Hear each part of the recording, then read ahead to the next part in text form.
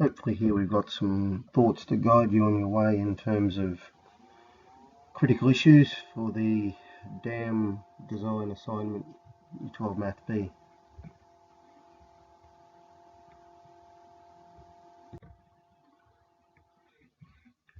This is a typical approach to the assignment in terms of a couple of sketches that you might want to consider.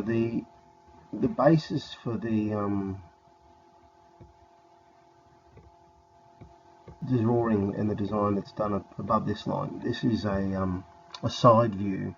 Okay, if you do graphics, you might be used to the language, but we talk about side view if we're looking at something fundamentally from the side.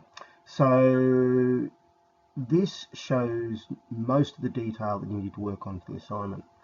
You've got an initial function here, then a second function there, structuring the dam wall.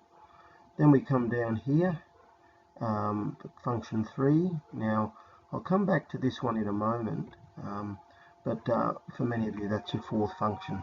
Okay. I've also made it less of an issue in terms of what you do in this particular spot there, less worried about exactly how you transition from there to there. So we won't stress too much about that one.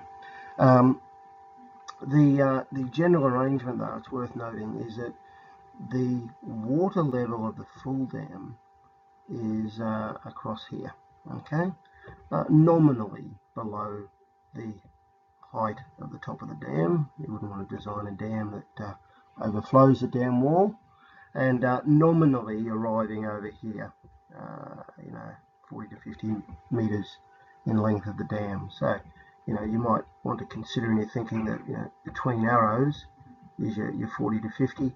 But at the same time, I'm not stressed if you've included that in it as additional length. It's not that big a deal.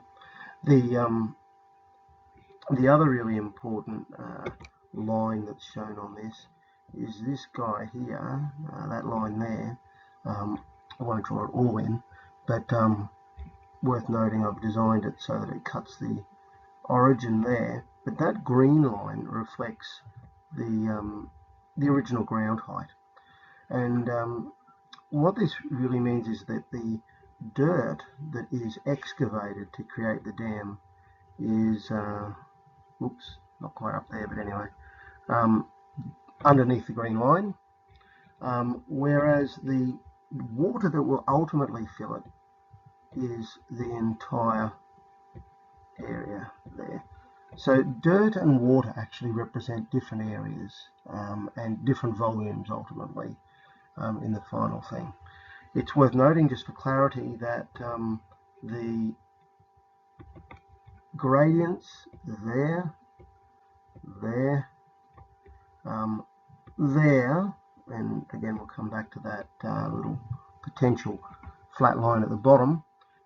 Those points, the gradients need to match up. Okay, and that's been the subject of a previous video, the calculus and algebra methods to link them up. The final part of this drawing down the bottom here really represents a top view, or the plan. This is what you would see if you were hovering over the top of it in a helicopter. So you've got two sides, and down here is your end. And I guess I've tried to reflect the fact that the width across here in the end is similar-ish to what you would view across here.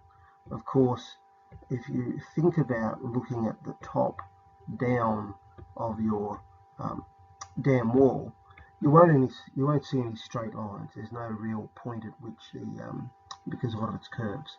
But in any case, the bottom sketch gives you some idea of the proportion. The width of this wall here, the end wall, is really governed by how you've approached the construction of the functions in the side view. However, the width of the walls that we have here are not really caught up in any complex modelling process. They are, you can nominate anything. I'd encourage you to think practically about it. it wouldn't have a 15 centimetre thick wall, but you know, anything of a couple of metres through to 5 or 6 metres in practice, dam walls are quite often 10 and 15 metres wide.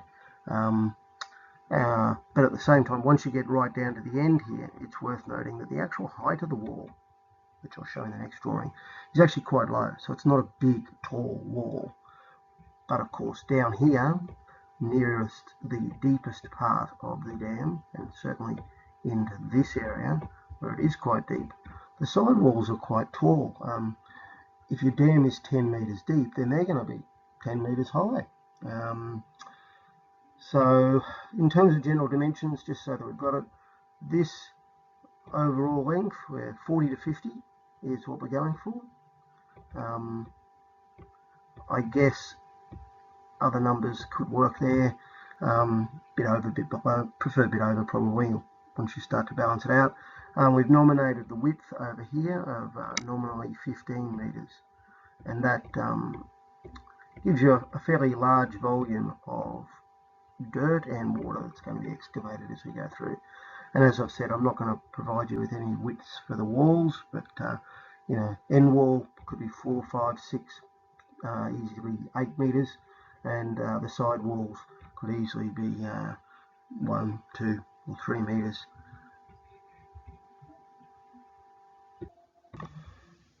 So just clarifying now, the overall depth of the dam, we're aiming for at its deepest point around about 10 metres, 40 to 50 metres long, that's water, 15 metres wide, so we're really talking nominally across there, 15 metres, probably talking nominally from there to there at the deepest point, around about no more than 10, around 10. All of the dam walls, we're mindful of a 60 degree, it says 60 degree mound there. The idea is you don't want an animal being able to climb up the side there. So for the purposes of this task, we've limited this angle in here. So if you were to think about your dam wall representing a straight line, then we're really talking about that angle there has to be steeper than 60 degrees. Okay, so that the animals can't climb up.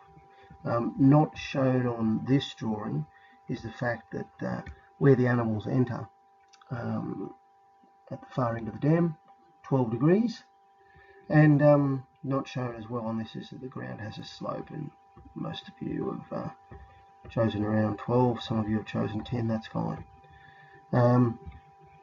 Really important here, width of the walls don't really matter. So again, this is the end view we're showing here. So this is what would, if you were sort of to dive down into the bottom of the dam and look towards where the animals would be standing, so a big slice through, you'll see that these sides here have walls that are effectively added up on the side of the dam. Okay, so existing ground used to be across there, and the dam walls have been added on top. It's worth noting with this particular view that I don't require any significant mathematical expressions to define the shape of the function as it goes up and around. Okay, so there's no need to do curve fitting and matching.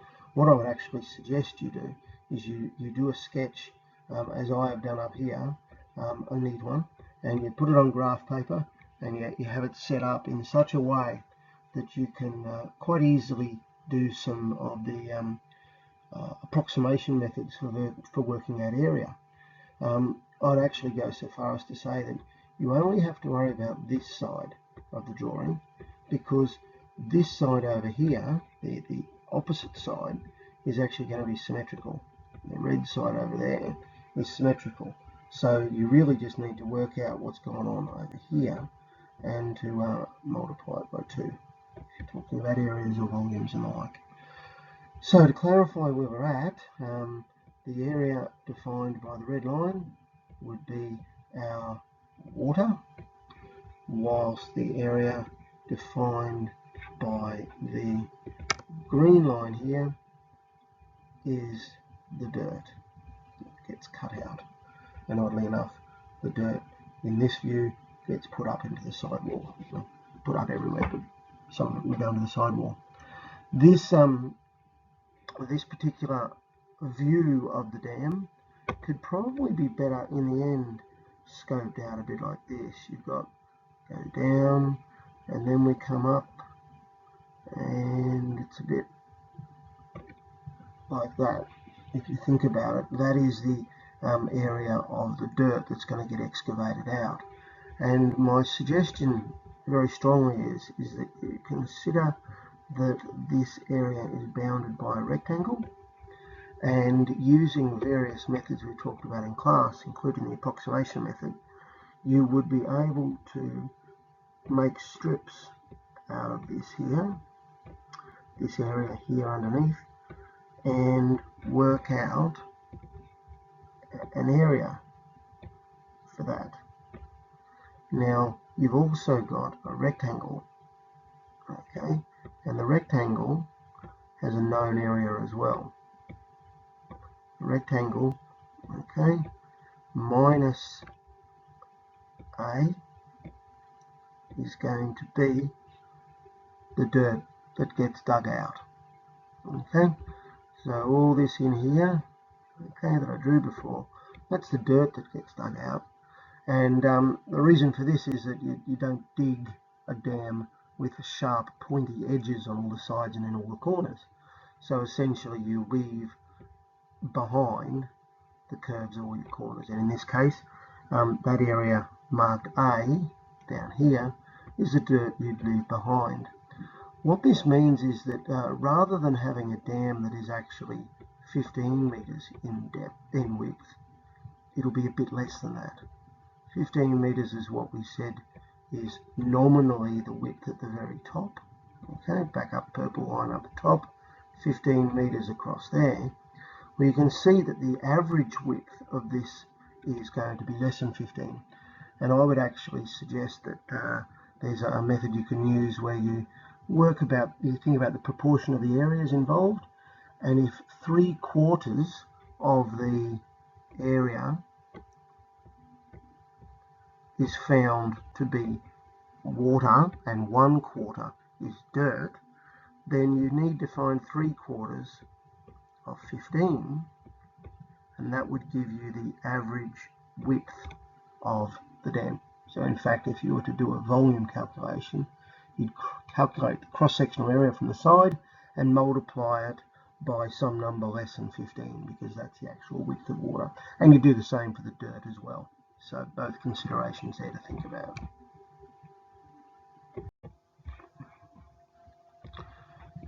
On this view, attempting to show that ultimately we've got a water that's nominally filling up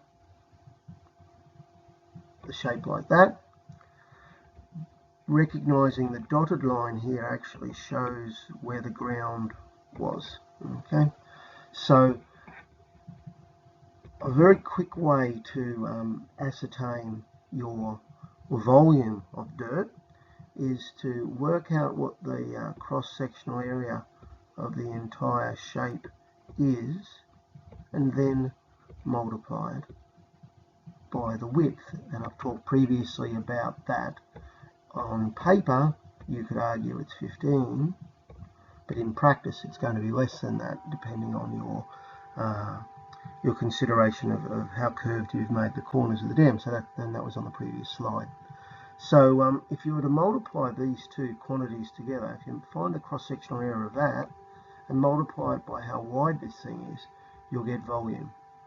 Okay, and you can do the volume for both water and dirt in the same way. So the volume is going to be the cross-sectional area times the effective width, and the effective width will be something other than 15, a bit less than 15. And you'll get the dirt capacity in there. It is effectively a weird shaped prism is what we really need to focus on with this particular thing here. I wouldn't get too wound up on the fact that in reality if you were to look from above, this thing has a curve around there, and it actually has a curve through there. In fact, this whole corner here is actually curved as well. That just gets, once you start putting curves in 3 dimensions, it gets too tricky, but that would be an assumption or a comment you can make in terms of limitations of the solution, is that you haven't necessarily factored in a calculation for all the bends.